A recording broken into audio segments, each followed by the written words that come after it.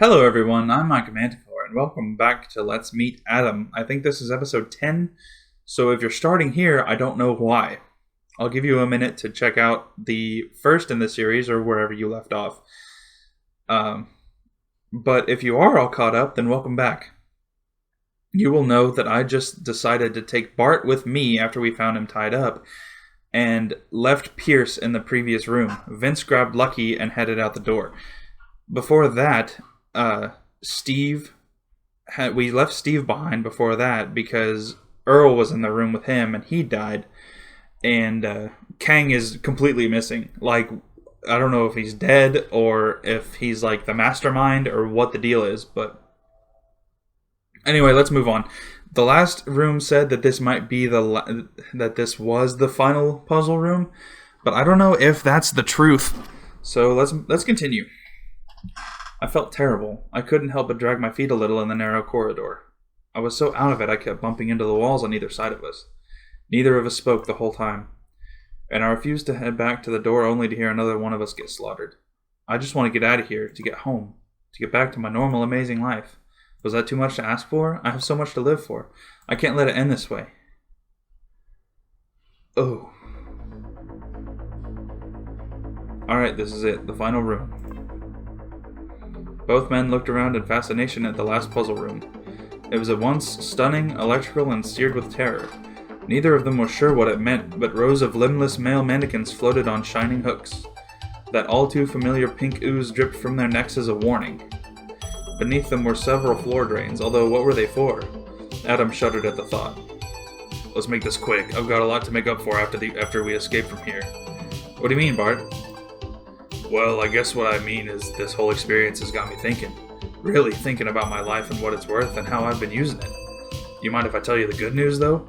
No, go right ahead. I could say that I'm a happy man. A good man. I don't want to sound conceited, but I'm sincerely proud of the accomplishments I've had and the people I've helped.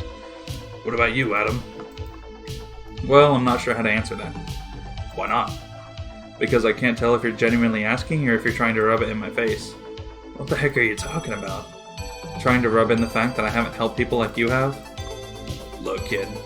And I'm not a kid, Bart. I'm an adult man like you. I'm not your son. I'm not just some boy either. Haha, well said. Maybe there's hope for you after all.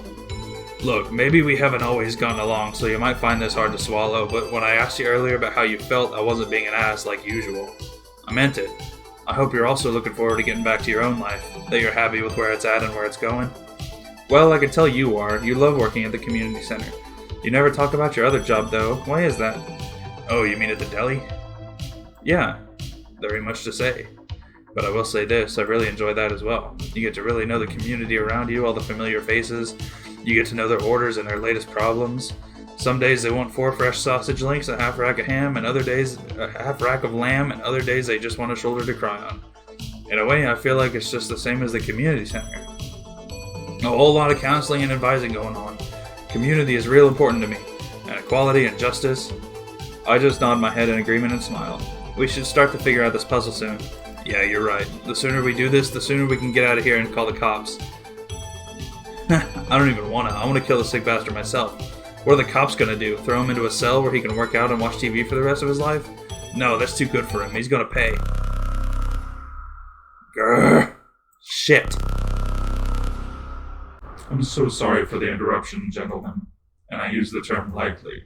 However, your time is up. Bullshit, there's no way. I do hope you've enjoyed your stay here at Escape Mansion WeHo. It's been a pleasure serving, or rather, severing you all. Apologies. I realize it was a bad pun, but I couldn't help myself. I'll be coming around later to collect survey cards and your remains. Thank you, and I hope you'll sing praises of this experience to all your friends. Oh, and one last thing. Fuck you all. Holy shit, what are we supposed to do? This ain't right. I swear Goat Man is cheating. It definitely hasn't been 9 hours yet. Damn, we should have somehow gotten that watch off of Earl. Regardless, we need to come up with a plan now. Bart, the door, come on, let's try and fucking bust out of here. Something. Anything. Adam and Bart, in a state of frenzy, were about to rush to the door when a strange sound snatched their attention.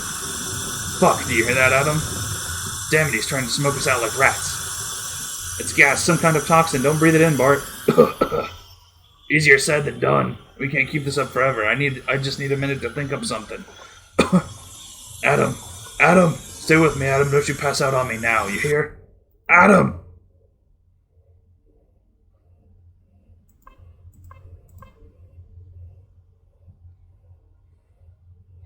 Oh, God, my head. It was pounding. I felt the way I did when I was last in the hospital, waking up from general anesthesia.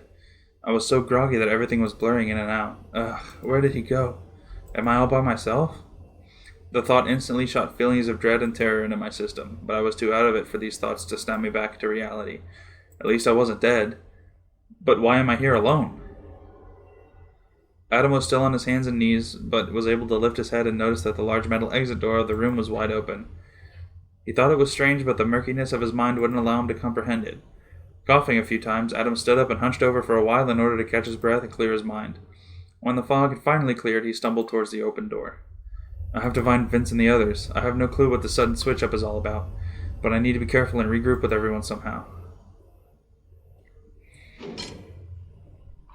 When Adam passed through the dark corridor and back into a foyer that was not the one promised, he was devastated. It was supposed to be the first foyer before we even got into the library. Fuck. Vince! Vince, where are you? Can you hear me?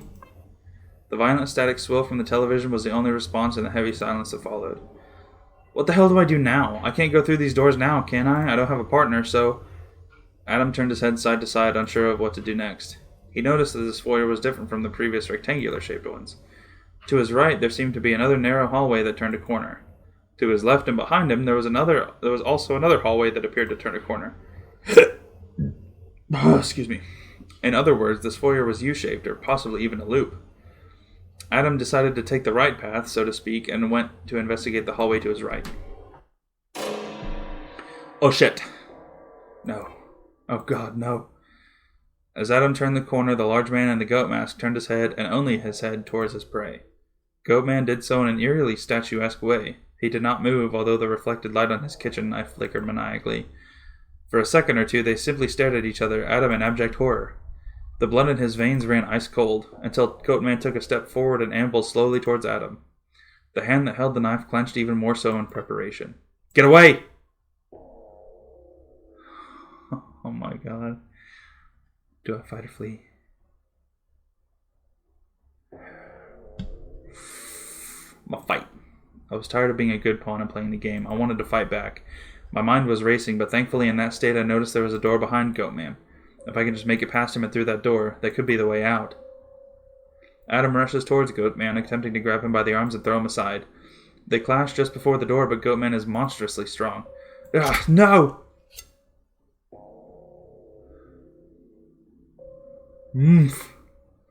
A sharp, blindingly hot pain seared through Adam's abdomen. His eyes met Goatman's as he realized the whole blade had pierced him through. Any fight Adam had drained away as Goatman twisted the knife and a waterfall of blood poured out of Adam's stomach. He tried to say something, but only dark red blood poured out of his open mouth. Goatman stared unwaveringly, holding Adam firmly in place. Adam's vision started to go, and finally, absolute darkness overtook him completely. A low, guttural, and distorted voice growled from underneath the mask. Nice to meet you, Adam. Oh no! Can I go back? Can I load? Can I load another save? Hey, cool. I can... Okay.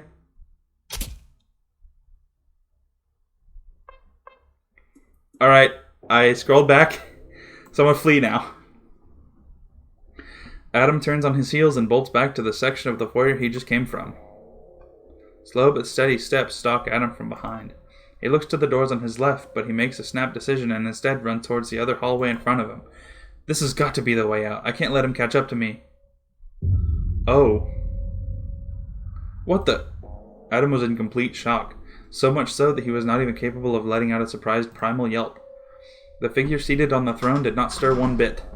Whatever it was, it had a similar mask to Goatman, except the lion had a sinister grin lined with razor-sharp teeth plastered across its face.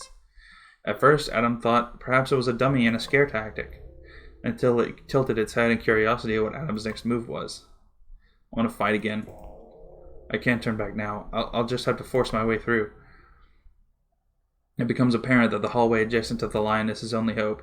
Adam suddenly rushes towards the lion, who seems surprised and tries to get up in time to meet and stop him. A dark figure manages to grab Adam by the shoulders, but since it was still trying to gain its balance, Adam was able to toss the monster aside, sending it crashing into the throne and small table beside it. Adam had a satisfied smirk on his face, but didn't have the time to look back and indulge in his victory. The hallway led to a singular door. Yes! Adam reaches for the handle to pull it open, dreading it would be locked. Luckily, it does not, and Adam rushes into the room only to find that it is completely pitch black inside. Shit, where's the lights? Damn it! The door had locked itself behind Adam. He pulled at it, but it wouldn't budge. Oh well, maybe this means I've lost them for now. Adam stumbled around, feeling the wall closest to the door for signs of a light switch. Unfortunately, his relief would not last for very long. A similar hissing sound started to gain traction and increase in volume. No! The room had started to fill with the same knockout gas as before. He felt completely trapped and bewildered. Why? Why are they doing this to me? Adam tried covering his face with his hand and shirt, but eventually he could feel his consciousness slipping. Adam slumped to his knees crying and then fell over completely, passed out cold. After what felt like hours, Adam starts to drift back into consciousness. The dark, suffocating weight of wooziness was finally lifting. However, things didn't feel quite right. Not only was he incredibly tired, but he felt like his muscles were constricted. Everything felt sore, everything felt tight. Ugh, not again. Adam's eyes slowly fluttered open. Christ's sake, my head. Ugh, I feel like I've been hit by a truck. Oh shit, where am I? Panic starts to rush through Adam's body as he realizes he's tied up and bound to a throne. His wrists were locked into the chair's arms with handcuffs, while his ankles were tied by restraints similar to when Bart was subdued. Icy fear flooded his senses as he also realized that someone had to have dragged him here and constrained his body. For what purpose? Adam was too terrified to think about or know. No! Adam starts to shake and move about, furiously attempting to free himself. Fuck! Suddenly, the ever-dreaded tone Adam had become so accustomed to fearing came roaring on. Fuck you! Fuck you, let me go! You make me sick. Even now, I thought seeing you like this would do something. Would stir something in me, my humanity. And remind me why I shouldn't do this. However, I feel nothing. You still disgust me. All I feel is searing venom and even more resolve that people like you should just die. Although it was still distorted, Adam could hear a terrifying finality and sense of victory in the voice. Please don't do this. You don't want to actually do this. Just let me go. I won't tell. I promise I won't tell anybody, so just please. Hot tears started falling from Adam's eyes as his head dropped like a discarded doll. Please. Oh, my God.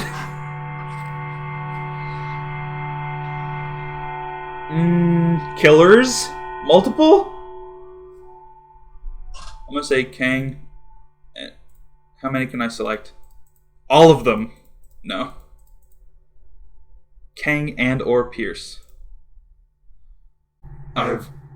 Correction. We've heard enough. Crackle. Before Adam could comprehend what was truly happening, two menacing figures creeped into the room and gathered before him. So what do you think? The lion spoke in the same distorted voice as Goatman. He stared with a chillingly playful grin at Adam, all the while fussing with a straight razor in his hand. The golden razor was beautiful, but disgustingly marred with what looked like a combination of old and fresh blood. I seriously give zero shits either way. Goatman started to hold his blade higher and stood over Adam intimidatingly. Let me go! Come on, man, do you think we'd be that fucking stupid? All this time I thought it was just a single psycho, but there was more than one of you, wasn't there? Adam says this while looking accusingly at Goatman. Sorry to say, but yes, you got it completely wrong. Hey, speaking of wrong, Adam is the definition of what's wrong. The lion points the tip of his blade at Adam's neck, playfully twirling it the entire while. Drops of sweat start pouring down Adam's temples. You're trash. You aren't special, you're just another hunk of meat to open up. And when that time comes, I know I'll have been right about you all along. What are you talking about? Say, what is it about you that everybody wants so badly, huh? Goatman walks over and sharply backhands Adam across the face. Answer the question! Wait, you're not giving me time? By the way, that was also for throwing me aside in the hallway. Fuck, man, that hurt. But seriously, answer my question. How can I answer that? I don't know what you mean. Boring. I'm pretty much over it. He says while turning to face his accomplice. I say there's no need to hold back any longer. He doesn't get it and he never will. Fucking perfect.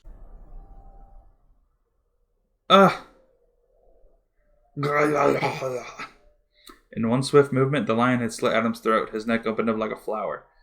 Blood poured down his front, resembling a cascading waterfall. There was little he could do now except make gurgling noises. Adam thought about his friends and family that he'll never see again, and the life that he'll never have. Ugh, gross, I could do without this part. What do you mean? This is the fun part. Next time I want to cut him up slowly. We should take our time and enjoy life a little. We work hard, we deserve it. Well, it's been fun, Adam, while it lasted. Oh, I can't wait to see what's inside of you. Goatman stands over Adam, looking down at his dangling head. He points his gleaming knife downwards and then raises it with both hands. Nice to meet you, Adam, the lion says in a cheerful tone. Can I go back and try again? I'll go back and try again.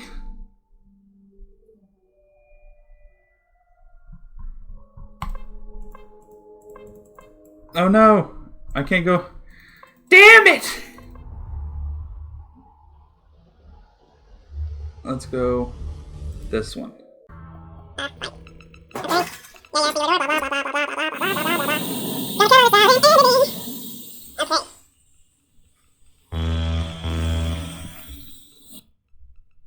Okay. I'm going to not accuse Kang. I'm going to accuse Steve. Steve and Pierce. Correction, we've heard enough. Okay, I can go back if I leave it, if I don't click all the way through. Before Adam could comprehend what was truly happening, two menacing figures creeped in the room and gathered before him. What do you think? The lion spoke in the same distorted voice as Goatman. He stared with a chillingly playful grin at Adam, all the while fussing with a straight razor in his hand. Golden razor was beautiful, but disgustingly marred with what looked like a combination of old and fresh blood. I seriously give zero shits either way. Goatman started to hold his blade higher and stood over Adam intimidatingly. Let me go. Come on, man, you think we'd be that fucking stupid?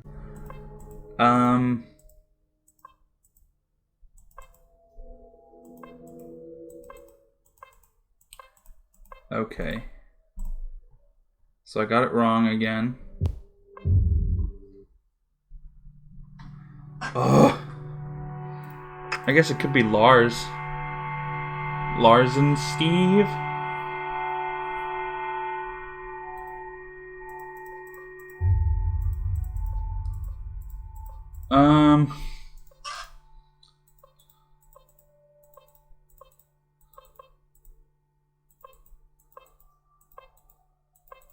Got it completely wrong, so I'm gonna try again.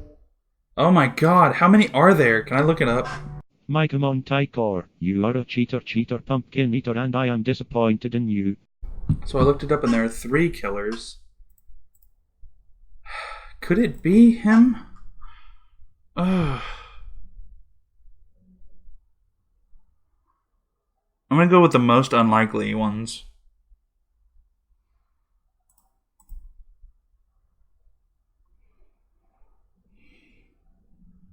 Yeah, it says there were 3. So I'm gonna go with the most unlikely ones and see if Correction, we've heard enough. Crackle. Before Adam could comprehend what was truly happening, 2 menacing figures creeped into the room and gathered before him. So what do you think? The lion spoke in the same distorted voice as Goatman. He stared with a chillingly playful grin at Adam, all the while fussing with a straight razor in his hand. The golden razor was beautiful but disgustingly marred with what looked like a combination of old and fresh blood. I seriously give zero shits either way. Goatman started to hold his blade higher and stood over Adam intimidatingly. Let me go! Come on, man, you think we'd be that fucking stupid? All this time I thought it was just a single psycho, but there was more than one of you, wasn't there? Adam says this while looking accusingly at Goatman. Sorry to say, but yes, you're completely wrong. Suddenly those large double doors to the right swing open. The sound shocked him. The lion and Goatman hardly flinched as if expecting it. Another figure slithered into view, gliding calmly towards the murderous duo and placed itself firmly between them. Ugh! Viper. So here we are. Is this what you expected? Your voice. Unlike the others, the man in the snake mask did not have his voice disguised. It was familiar, but Adam couldn't quite place it. All the masks are equipped with voice alteration units. I turned mine off because, well, frankly, it doesn't matter anymore, does it, Adam? Oh, and speaking of masks, can I take this damn thing off already? Not without permission. It's fine. Like I said, it doesn't matter anymore. Thank God. Lucky? Lucky pulls off his mask and tosses it again aggressively to the side. This was not the Lucky Adam thought he knew. His eyes were manic and a twisted smile curled up, distorting his face. No shit, Sherlock. Let me guess. You were expecting this lucky? You weren't the only one who can act around here, huh? Goatman gently takes off his mask to reveal something that caused Adam's heart to sink. Oh my god, this feels so much better I can't even explain it. Well, hi, Adam. Welcome to the party. Or, since we're both actors, I should say the final act. Adam was stunned at the sight of his friend. Although what shocked him most was Vince's voice. Gone was the low baritone, soft-spoken, and monosyllabic voice Adam knew. Instead, Vince had a rather feminine inflection and a mannerism to his speech.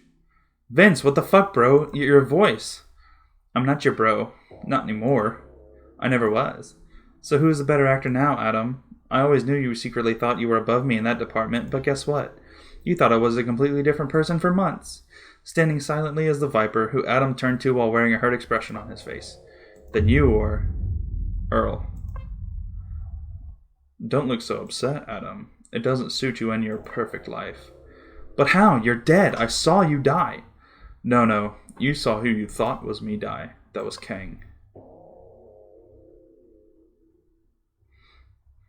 Amazing what a haircut, clothes swap, and spray on hair color can do, don't you think? I had to carve out his face so no one could tell the corpse wasn't mine. I made him pay, and it was righteous. You set this whole thing up, didn't you? A lot of this was my scheme, but this little game we played wouldn't have been possible without Lucky. He's a talented programmer and game designer extraordinaire. Oh, shucks, you flatter me, Earl. Give me the pleasure of carving Adam up as a reward for a job well done. Please? Lucky squeals in delight. Quit it, Lucky. Quit it, Lucky. Earl is speaking. Earl's eyes narrowed and glimmered in a scary way, sharp like a flash of light across a blade. Once I was in the puzzle room with Steve, I feigned searching and made sure I was near a gas mask I hid. Then I activated the gas and lights off event using a miniature remote that Lucky crafted. I left Steve and tied up Bart and Kang. Bart, as dead weight, is extremely heavy, so I tied him up first. Once Kang was tied up, I made sure he was awake for what came next. Why? What did Kang ever do to you? Kang was a disgusting excuse for an Asian, the worst, most offensive kind. Did you not read his swole profile? His profile in the phone app you showed us? He doesn't say explicitly, but all the qualities he wants in a partner are all Caucasian. Makes me sick. He's so brainwashed that he can't even find his own race attractive? As a Hawaiian, I agree with Earl. He needed to die, and those like him too, in the most brutalized way. Won't even fucking give his own kind a shot, denies him the opportunity of love and happiness. He bought into this false ideal that white men are the pinnacle of gay attractiveness. He's not a fucking idiot, he's not oblivious, he chose to feed that beast. The Swold app has a very special feature where if you pay for its premium membership, you can view his metrics.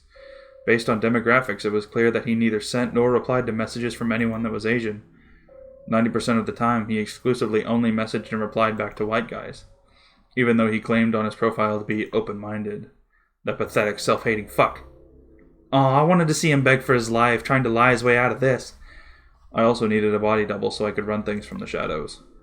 Kang was the perfect candidate. Same skin tone, almost same height, but a single fatal flaw that he was destroyed for. And justly so. Who was this person, and how did he not notice how sick Vince was this entire time? Vince, please help me. I know you claim you were acting the whole time, but we had a lot of fun moments. Laughing at slutty girls at parties, driving each other home when the other was too drunk, improv classes together. Don't waste your breath, Adam. Vince is completely sub to me. Yeah, he's a top, but he's so submissive that when he finds someone he recognizes as master, if they are controlling enough, he devotes himself completely. He even thinks he loves me, for some reason. 'Cause I do. Earl rolls his eyes and continues rather matter-of-factly. It's just our kink power dynamic that you love, not me. I bet you're wondering how Vince is Goatman since we were all in the room where Lars drowned. It was animatronic, a mannequin on a stick that popped up when I activated it with my remote. Fun fact, the voice of our host was pre-recorded and triggered the same way. Earl designed the blueprints for Escape Mansion WeHo. Oh, you probably deserve a pat on the back now. Watch your mouth. Before I cleave it off. I just want to know why. Why? Yes, why? Why go through all the trouble of all this? Why kill Lars of all people? You know you'll never get away with that, with any of this. Lars. I truly regret having to drag him into this mess. We did research to dig up dirt, but I can truthfully say he was a good man. It's a shame he had to go. But we had to destroy the glowing symbol of what Lars represented. Lars was a peerless man, unreachable. Unfortunately, he represented the apex of white perfection. Of physical perfection, tall and buff. Of masculinity and manly perfection. I can't have him as the shining gold standard of what every gay man accepts as the only thing they should pursue. Small-minded as most gay men are, what happens to those who do not fit into this mold? Will they find acceptance? Will they ever find love? Everyone has their own preferences. Earl, you can't damn people for what they're attracted to. You can't help what you like. When the 1% dictate that themselves are the only desirables, it permeates a vicious cycle. Humans and higher mammals are the only creatures that require affection. Do you know what happens when a person or even a stinking chimpanzee is isolated without interaction, affection, or love for an extended period? Their minds break. Insanity, and in extreme cases, it leads to suicide. How dare you and those like you deny us of that affection, excluding us because of your elitist preferences? You're murderers yourselves. Why should we die? Yeah, duh. Let's kill the ones causing the fucking problem instead. You're insane. All revolutionaries were considered insane until they brought change for the better. Earl taught me that change isn't something that comes gently like a sunrise. It's a violent, chaotic force like a volcanic eruption that changes and then reshapes the world around it. People will see our point. Minds will change, acceptance, and soon love will be attainable for everyone. But first, we need to set examples. Ugh! While you struggled through puzzles, I watched on these monitors, waited and picked off these assholes one by one. Men like Steve, sick, predatory, opportunist, white rice queens all need to be splayed open. Ever wonder why you see so many gay Asian men with much older, much more unattractive white men? Asians feel they can't do any better. They've bought into the false idol. Because narcissistic white men like you have contributed to or brainwashed the world into thinking you're everything. Conditioned and broken down from rejection, they figure any white man is better than none. Dogs like Steve then pounce, fetishize us with no regard for us as humans. Easily replaceable, we're purely sexual objects. I won't tolerate that abuse of my people. I made sure the price was death and that it was slow and excruciating. Ooh, man. I took care of Pierce myself, that muscle-bound pig hound. Did you see that shitbird's swole profile? What a miracle turd of a person to be able to embody all of the things we hate. Notice how he didn't bother treating me like a person because I was fat. That I didn't deserve to live because I'm an undateable subhuman blob. It was everything to see his blood pour down his juicy muscular pecs. For a hot, stacked bodybuilder, a real man to cry and beg pitifully for mercy from a troll like me, it fucking turned me on so much I had to jack off. I made him watch. I hated him. I hate all guys like him. I'll take care of Bart. But Bart? Adam's heart soared for a brief moment. He's not dead yet. Not yet. He's tied up in another room. Why bother to release him last time if you're just going to finish him off now? Well, he said a few things that convinced Earl he may not be a complete lost cause. A momentary lapse of judgment. But we all know Bart is no saint, even if he works at the community center. He preaches tolerance and equality daily, but once again we saw digital proof of his sins. He thinks he's the ultimate in masculinity by being some fake, on-trend, lumbersexual flunky. How could he be a good role model to, for instance, young femme twinks and spout bullshit about hope and that life gets better, when he himself only keeps the company of friends and lovers who are hyper-masculine, hairy bear caricatures? Talk about hypocrisy. Talk about prejudice under the guise of community or tribe.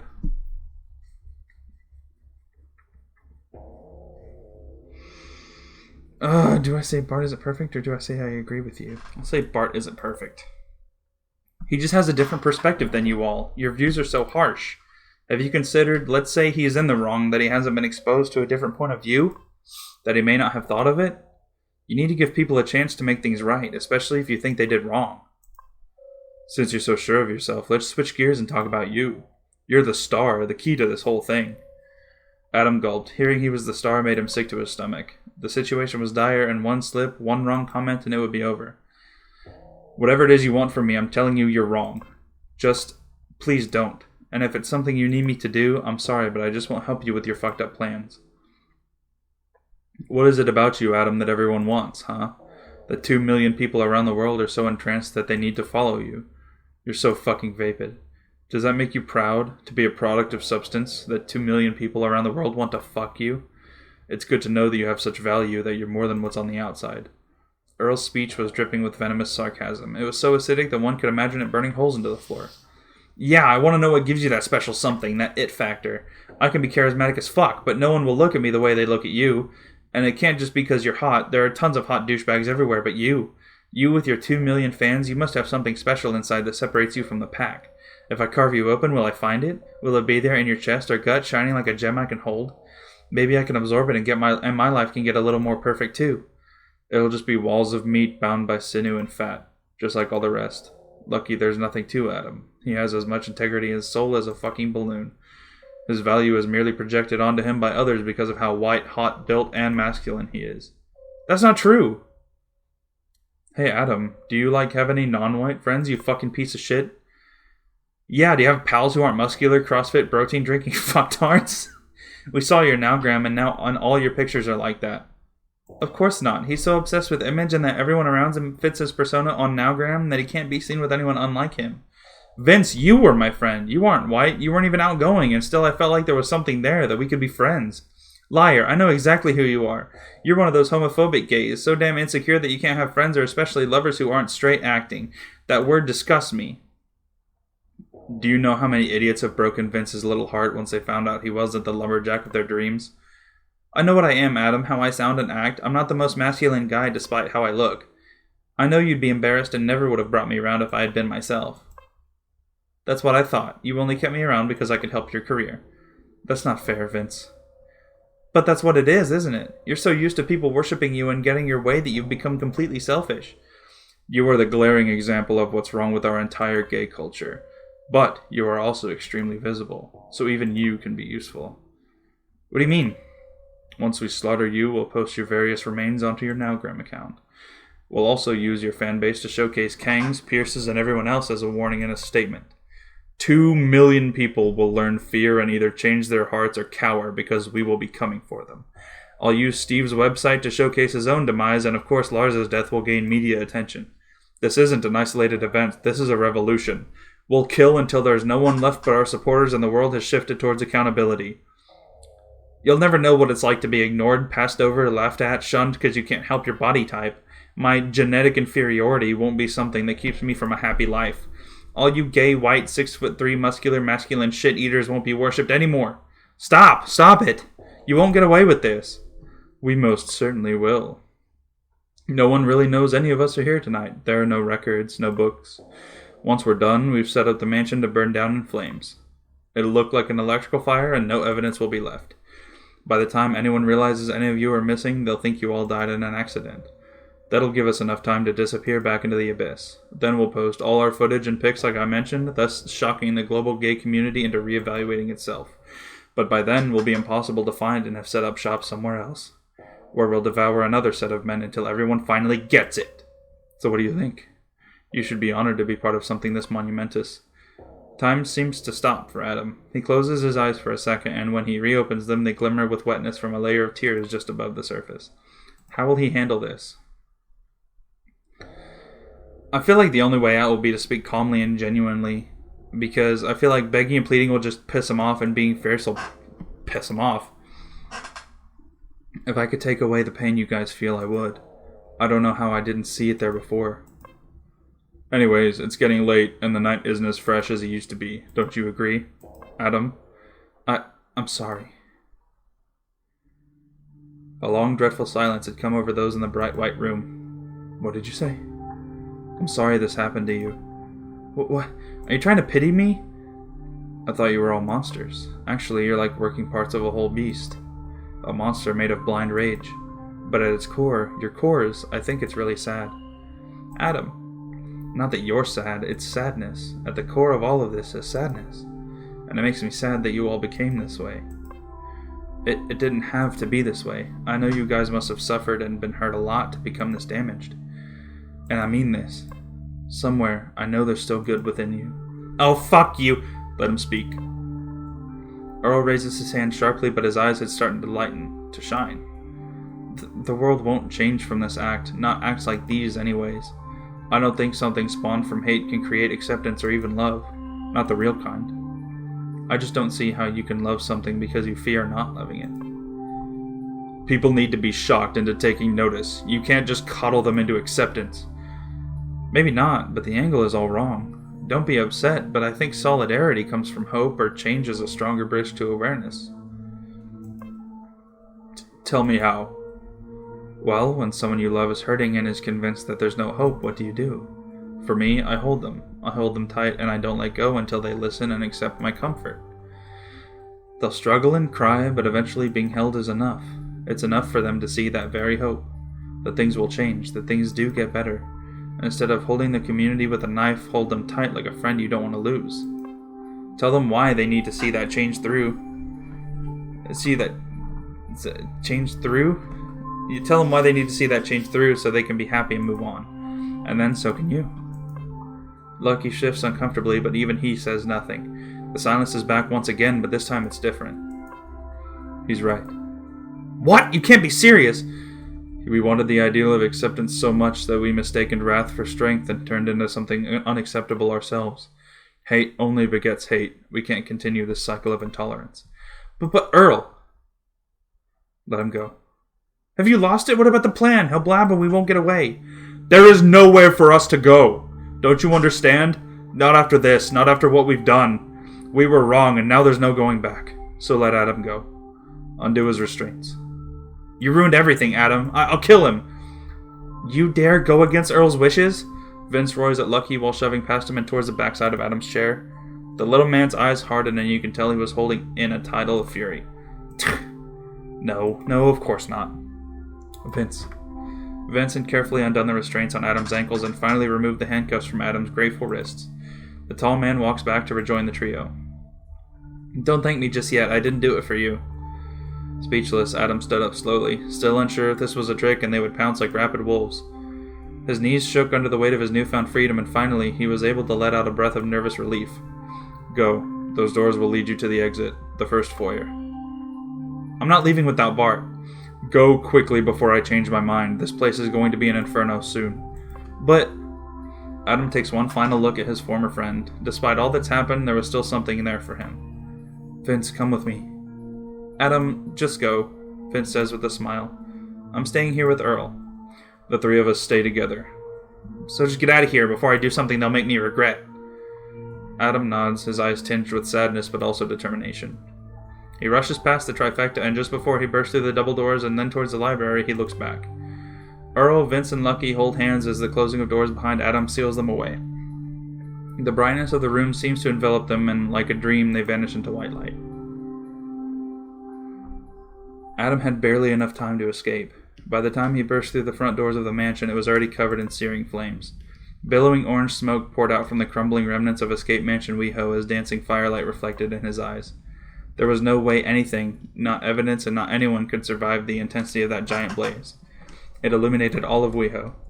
Adam was still in shock over the events of the night, but at least he was alive to witness the aftermath. He had survived. Relieved and happy underneath an indigo sky of merciful stars. A few months later...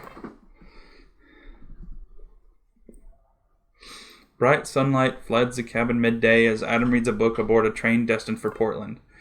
The sunshine heats up his left arm. The feeling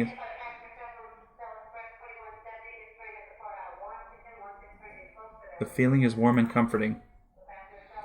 Excuse me, sorry, is it okay if I sit here? Adam's reading was interrupted by the soft whisper of a young man in his mid-20s. His voice is scratchy, nervous, but soft and kind-sounding with just a hint of that lisp. It's a cute voice, Adam thinks to himself. Yeah, sure, no worries. You can take the window seat, best one in the house. Really? You don't want it for yourself? Nah, I'll be too busy reading, so the view is kind of wasted on me. The man keenly looks at the layouts on the open pages of Adam's book. That's a cool textbook. Are you a graphic designer? Not yet, but I'm going back to school for it in the fall, in Portland. Let's just say LA isn't a good place for me. Not anymore. It's time for a new adventure. The indie music scene in Portland is really awesome, by the way. Nice. Are you headed there too? Oh, yes, but only for a visit. My family. Adam and the passenger exchange warm smiles. Well, go on. Take the seat. Oh, and before I forget, I really like that shirt. This? The man says with an embarrassed tone. He clutches the bottom hem and pulls it down as if he's hoping it will stay lowered. It's my favorite, although honestly it's getting a little, small for me now. Well, I think you look great. Adam says with a smile. Oh, really? Why, thank you.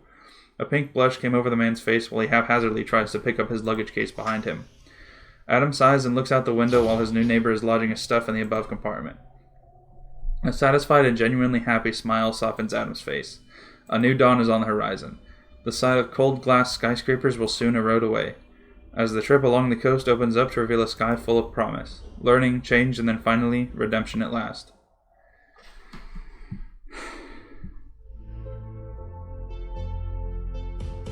Cool. That was really cool. I really like that game. Dedicated to Lady Riot. Don't know who that is, but that's okay.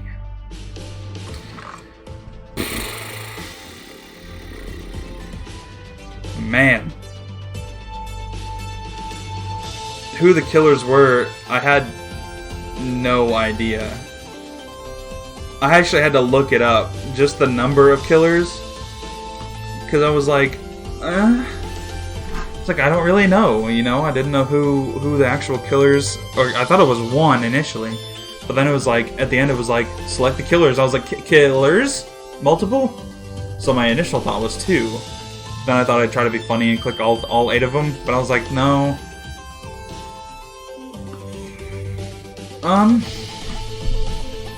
was really shocked to see that Vince was one of them. I honestly was thinking about Earl simply because his face was, you know, gone when he died, you know. So I thought maybe, but I wasn't sure. And then Kang didn't appear again, and they looked pretty similar, so I wasn't sure. I didn't want to jump to any conclusions, but obviously I kind of had to.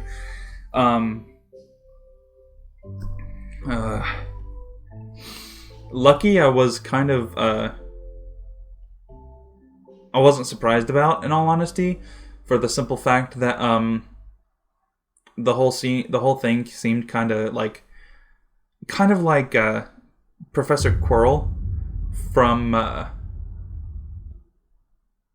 Good Ending. I thought the other ones were just game overs. Oh well, I'll leave it.